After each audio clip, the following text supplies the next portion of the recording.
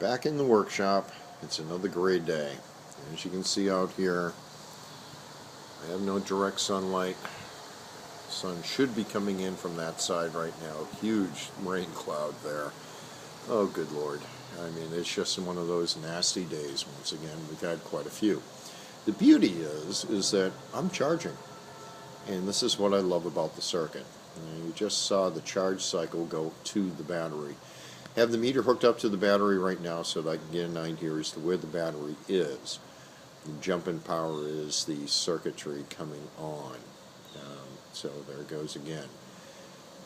What I'm seeing right now is that I'm still getting an off-on. It will reach a point fairly soon here that it will do a constant on, which I like. Okay, so the circuit itself, I've gone back to both transistors by dropping a transistor in the hopes of reducing the power need to run the circuit, only reduced production.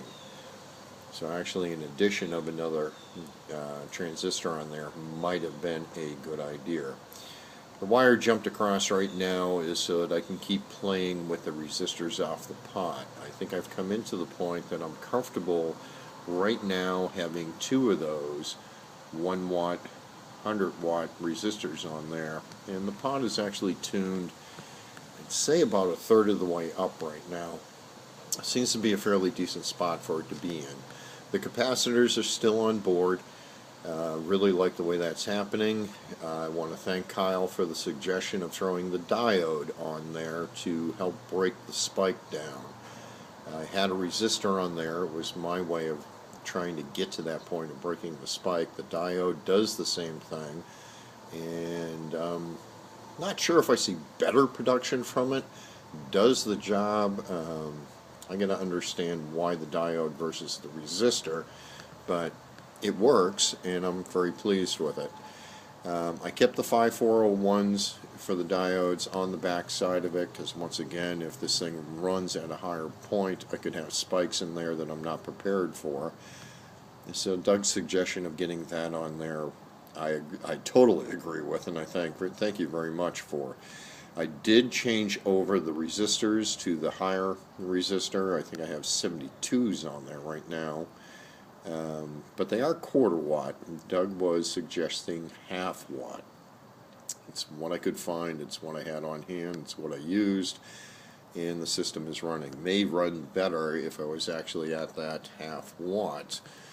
And at some point I should probably try that. I have the meter hooked up. I wish I could get that in focus because it just jumped. I'm still running extremely low MAs. So to see that thing jump up any higher is not something I expect.